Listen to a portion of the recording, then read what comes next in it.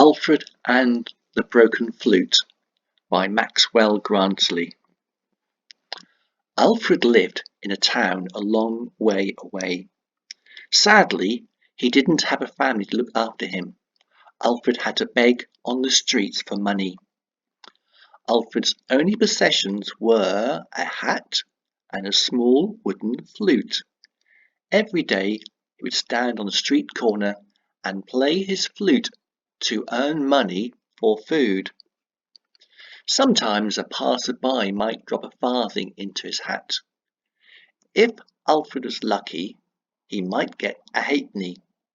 Once he was even given a whole penny.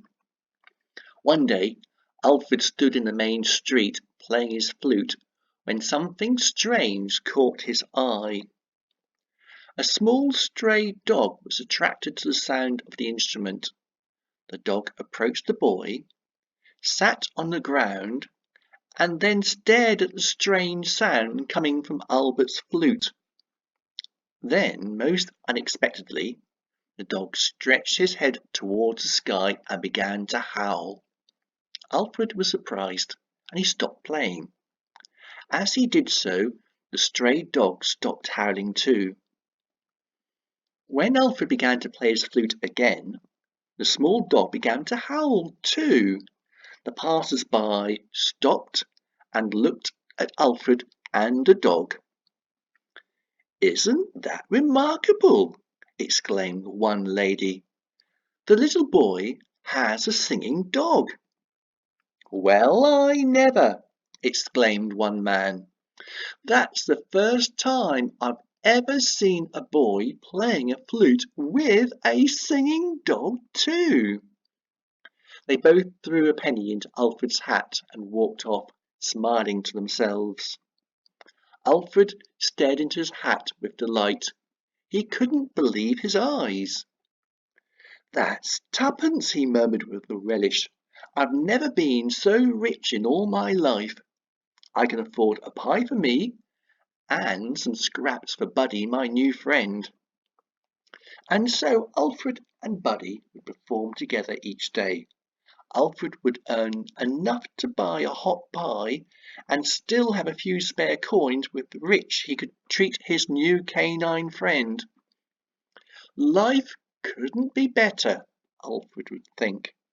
"I can earn enough for both me and Buddy, my new friend." Alfred was right. Life couldn't get better. In fact, he wasn't to know it. It could only get worse. Villains had seen the homeless boy on the streets, and they wanted some money for themselves. "There's no one to look after that child," they plotted to themselves. "Let's steal him and sell him to Mr. Slugger. He needs hard-working children to work down the mines." So the two villains decided that they would kidnap Alfred and then bundle him up to sell him as a trapper in the coal mines. A trapper was a small child who opened and closed the wooden trapdoors to allow fresh air to circulate the mines. It was boring work and very dangerous too.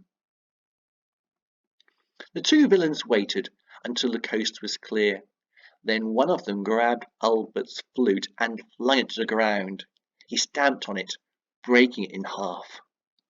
The other villain wrestled Alfred into the sack. Buddy, the small dog, was terrified and ran off into the maze of alleyways. The two men didn't want to leave any evidence in the streets, and so the bundled broken flute was picked up and flung into the sack too. "Here's your useless flute, you little runt," one of them muttered to Alfred, "but you won't need it where you're going." The two men quickly scampered away to their secret hideout at the far side of town. The poor dog was left alone and confused, with no friend to care for him. Soon the two villains reached their hideout. Alfred was thrown into the cellar, and the door was locked behind him. "You stay here, Bert," said one of the men, "and guard this little rascal. I'll go and fetch Mr. Slugger and tell him that we have a new trapper to work in his coal mines. Alfred huddled into a ball in the corner of the cellar and looked at the broken parts of his flute. He placed one part to his mouth and started to blow. No sound could be heard. He wept.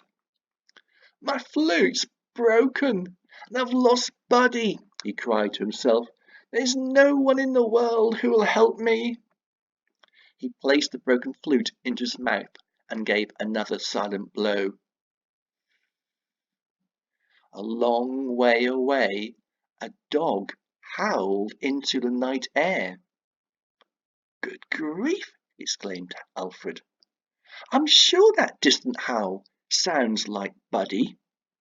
He stopped blowing, and the distant dog stopped howling too. It was then that Alfred realized what was happening. The shorter the flute, the higher the note that it makes, he thought.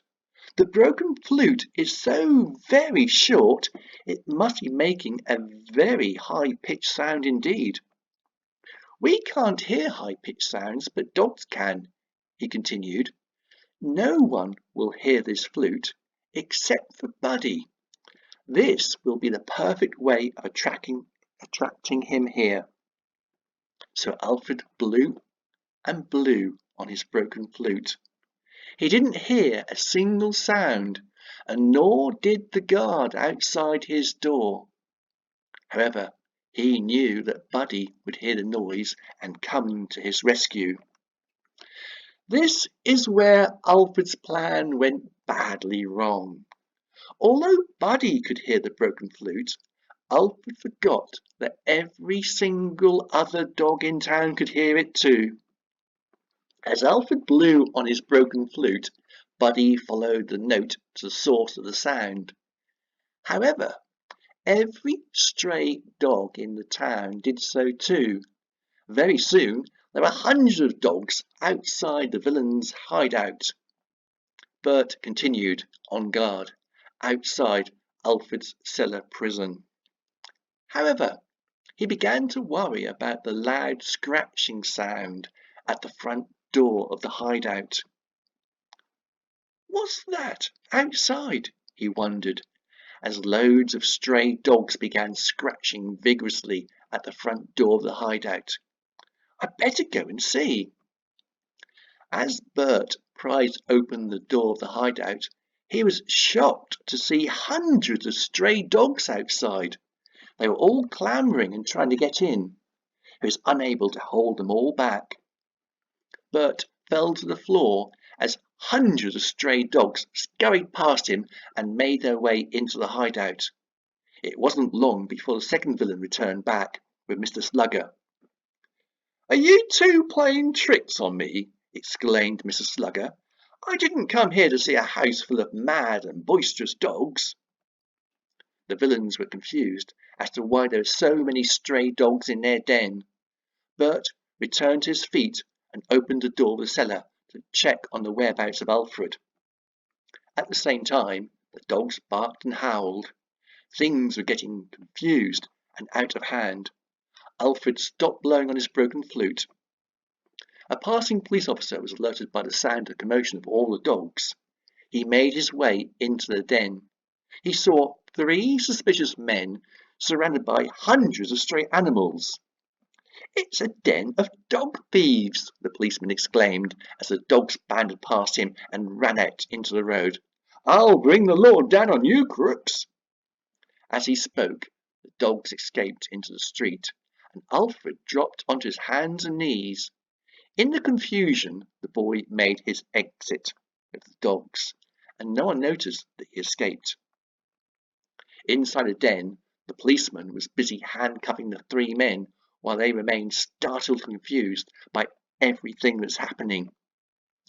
As for Alfred, he simply crawled on his hands and knees into the street, and then rose to his feet. He looked around and ran off, following the pack of dogs. Behind Alfred, one last dog followed to the rear. It was Buddy. It didn't take too long for Alfred and Buddy to make their way back to their old busking spot at the other end of town. Alfred was to continue playing his silent, broken flute, while Buddy was to continue howling in accompaniment. People would pass by and look at the pair of them in astonishment as they threw their pennies into Alfred's hat. "How does he do that?" they would think. "How can he make the dog sing like that?" They never heard the noise from the broken flute, and so they never knew the secret of how Alfred was able to communicate with his special canine friend. Alfred would make enough money to buy hot pies every day and still have enough money remaining to buy the tastiest scraps of meat for Buddy. As for Mr. Slugger and the two villains, they were sent to jail for the dreadful deed of multiple dog napping. Such awful men, the townsfolk proclaimed. They should have known better to try and steal our beloved dogs. And life in the town returned to normal. No one ever found out the secret of how Albert made his dog sing. Apart from you.